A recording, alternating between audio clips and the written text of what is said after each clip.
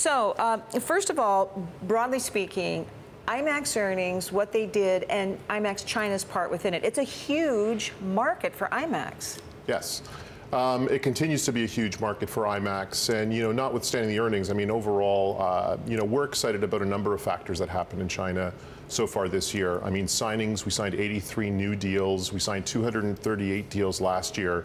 Signings basically needs to network growth, and network growth is the foundation of our business. It sets the table for future leverage of box office and to take advantage of the movies when they come out. So, our customers have basically are signing on, and they've really got a significant vote of confidence for us. The studios are coming to us, and we're doing many movies with them. So, I mean, we're very happy about the foundation, the fundamentals of our business in terms of network growth, and we're going to continue to do that. We're going to continue to persevere that way, and the box office will take care of itself. Give us a little thumbnail sketch of your history, right? How long IMAX has been in China, what the growth has been like, and to what extent do you tailor-make your movies and more to the Chinese filmgoer, watcher? That's a great question. I mean, we've been in China for a long time. I mean, our first theater opened up in China in 2001. We really saw rapid expansion and growth in China after Avatar was released in 2010. It was really, in my opinion, the catalyst for the entire cinema sector in China, and IMAX was synonymous with that particular film. So we've been a part of the organic growth of the market. China's sitting at around 45,000 screens thus far. But we aren't just basically plugging and playing with what our existing, global strategy will be. I mean, we're definitely catering. We're doing Chinese films. Last year we did 10. Right now we are actually playing a film called Wukong, very popular movie. So, I mean, we are tailoring our programming schedule to local tastes, but we're not forgetting what's very important, which is the Hollywood films as well, and those big tentpole blockbuster films that what IMAX is known for. So it's a delicate balance between the two, and we're continuing to kind of do that, and we're going to continue to forge ahead with Chinese films in addition to Hollywood films to take advantage of the big market. But Jim, it doesn't really feel like we're in this robust rebound that some were expecting in China right now. I think last month we saw some pretty disappointing numbers once again, and your IMAX China stock has fell to record lows 2 weeks ago on concerns of poor box office. Is it just getting a lot harder to find that blockbuster hit right now? I mean, some have criticized that you missed out on some distribution rights on some key blockbuster hits this year. Yeah, I mean, picking movies is always tough, but we've actually been quite successful at it up until now. 21 of the 26 weeks that we programmed films, we had the #1 film selected, and it was the #1 film that we picked.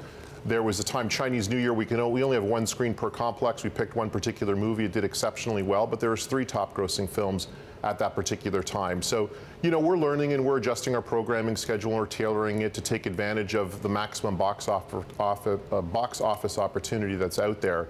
Overall, we've expanded quickly. We opened up 117 theaters last year. We opened up 36 so far this year.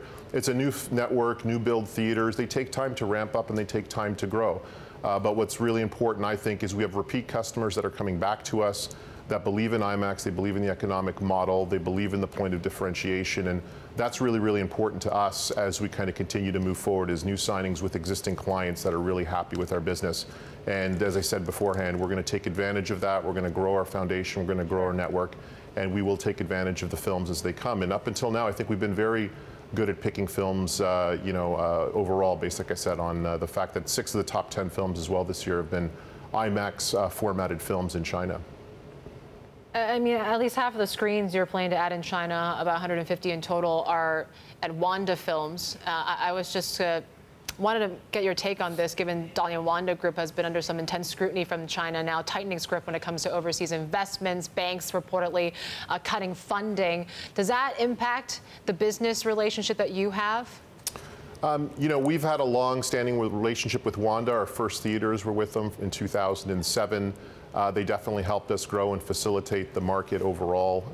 We have not seen any kind of slowdown in network growth with Wanda. They've been an excellent customer of ours, a very good partner. We've actually rolled out our theaters 3 years ahead of schedule with them under our original contract.